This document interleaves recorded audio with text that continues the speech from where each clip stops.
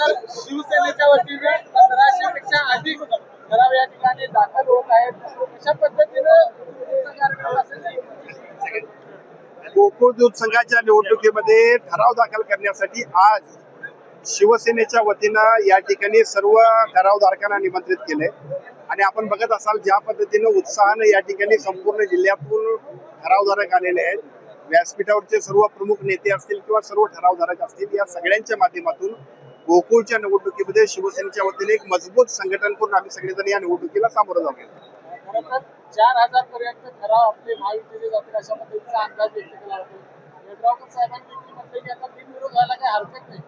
नाही, यड्रावकर साहेबांची भूमिका जी आहे किंवा भूमिका म्हणण्यापेक्षा त्यांचं जे भाषण होतं त्यातला जर संदर्भ लक्षात घेतला तर एका बाजूला राष्ट्रवादी काँग्रेस पक्ष, दुसऱ्या बाजूला शिवसेना, तिसऱ्या बाजूला भारतीय जनता पक्ष आणि त्याच्यानंतर परत जनसुराज्य पक्ष, या चारही पक्षांकडे अतिशय चांगल्या पद्धतीने ठराव गोळा होत आहेत आणि एकूण चित्र बघितल्यानंतर निश्चितपणे 4000 पर्यंत तरी आपण पोहोचू. म्हणजे निवडणूक एकतर्फी होईल अशा पद्धतीचं चित्र आजच्या घडीला महायुतीसाठी आहे. जे छोटे छोटे गट आपल्याला मिळत आहेत, सरोडकर गट, नळके गट वगैरे, त्या संबंधाने किती माहिती भक्कम होणार नाही. आजच्या घडीला आपण जर बघितलं असेल तर शिवसेनेच्या बरोबरीनं राष्ट्रवादी असेल, भारतीय जनता पक्ष असेल, जनसुराज्य असेल, यांच्याकडेच संघटन मजबूत आहे. ते इतक्या चांगल्या पद्धतीने मजबूत आहे की ज्यामुळे निश्चितपणाने ही निवडणूक अतिशय चांगल्या पद्धतीने आम्ही जिंकू शकतो. आणि या सगळ्या परिस्थितीमध्ये बाकीचे सगळे प्रमुख सुद्धा काही सहकारी आपल्याकडे येतात.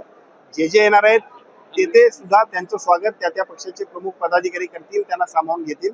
पण या निवडणुकीमध्ये एका बाजूला पक्ष संघटन म्हणून आम्ही अतिशय चांगल्या पद्धतीने काम करतोय आणि दुसऱ्या बाजूला महायुती म्हणून सुद्धा जिल्ह्यातल्या आपण जर ट्रेंड बघितला असेल, लोकसभा, विधानसभा आणि त्यानंतरच्या नगरपालिका, नगरपंचायती, जिल्हा परिषदा, महानगरपालिका, त्याच पद्धतीनं गोकुळच्या निवडणुकीमध्ये सुद्धा आपण यश मिळवतो.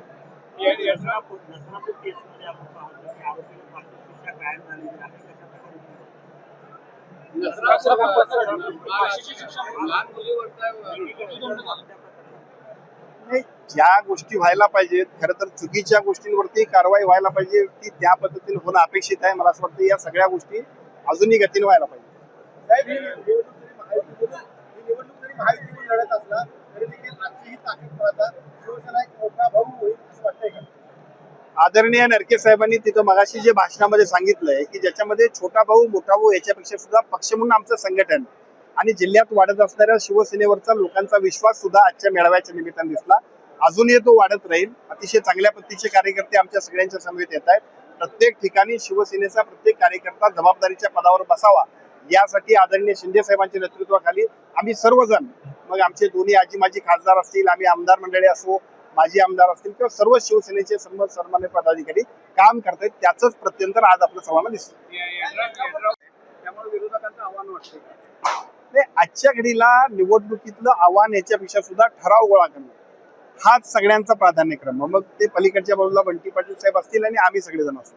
मला असं वाटतं की आम्ही सगळेजण ते काम करू. त्यानंतर निवडणुकीतल्या चर्चा. तुम्हाला आणि आम्हाला आता असा गैरसमज व्हायला की बहुतेक उद्याच निवडणूक आहे असं आपण समजावलं. आता आपण ठराव दाखल करायला लागलो, पण निवडणुकीतला उत्साह आणि ईर्ष्या इतकी झाली की लोकांना असं वाटतं की बहुतेक आता निवडणुकीचा फॉर्मच भरायचा आहे. अजून त्याला वेळ आहे, बऱ्याचशा गोष्टी आहेत. आजच्या घडीला आम्ही सगळेजण महायुती म्हणून आणि शिवसेना म्हणून आम्ही सगळेजण अतिशय चांगल्या पद्धतीनं ठराव दाखल करतोय. उद्या आपला वाढदिवस आहे. या सगळ्या राजकीय माहोल बघता राजकीय संकल्प काय आहे का? राजकीय संकल्प इतकाच असेल की राजकारणामध्ये एका बाजूला शिवसेनेचं नेतृत्व आदरणीय एकनाथजी शिंदे साहेबांच्या नेतृत्वाखाली महाराष्ट्रामध्ये शिवसेनेचं संघटन वाढावं. लोकांच्या हितासाठी काम करणारे आदरणीय शिंदे साहेब आणि त्यांच्यासोबत असणारे लाखो कार्यकर्ते यांच्या जोरावरती शिवसेनेचं संघटन जसं मजबूत व्हावं, तसंच कोल्हापूर जिल्ह्यातलं शिवसेनेचं संघटन वाढवण्यासाठी आम्ही सर्व मंडळी, सर्व आमचे प्रमुख नेते, आमदार, सर्व खासदार या सगळ्यांच्या नेतृत्वाखाली शिवसेनेचं संघटन वाढवण्यासाठी सुद्धा निश्चितपणे काम करू. आपण बघितलं असेल सातत्यानं आपण सगळेजण, मला प्रत्येक वेळा ज्या वेळा विचारलंय या गोकुळच्या निवडणुकीमध्ये असेल त्यावेळा मी पहिल्यापासून जे सांगत आलो होतो की गोकुळची निवडणूक ही महायुती म्हणून आम्ही लढणार आहोत आणि महायुतीतून पुढे जाणार आहोत. आताच्या घडीला बिनविरोध हा विषय नाही, महायुती म्हणून लढणं आणि ते जिंकणं हे आमच्यासाठीचा उद्देश आहे. त्यातला पहिला पार्ट सुरू झालाय. मला असं वाटतं की त्याच्यापेक्षा पुढच्या पार्टवर आज बोलणं अपेक्षित नाही. अजूनही निवडणूक खूप पुढे आहे. आम्हाला ठराव दाखल करायचे आहेत. बऱ्यापैकी प्रत्येक पक्षाचं संघटन त्यांच्या पद्धतीने मजबूत करायचं, ते आम्हा सगळ्यांना करू द्या. एवढं मोठे ठराव तुमच्याकडे आता असणार आहे, काय विश्वास वाटतो? 19 जागा असणार विश्वासाचा एवढे ठराव बघितल्यानंतर काय दिसतो? ते आता मगाशी आदरणीय नरके साहेबांनी किंवा आबाजींनी ज्या पद्धतीनं शक्ती प्रदर्शन करून इथं सुद्धा आले, त्याच्यावरनं आपल्या सगळ्यांच्या लक्षात आलं असेल की एकतर्फी सुद्धा अनेक तालुके आपल्या सगळ्यांच्या समेत येत आहेत.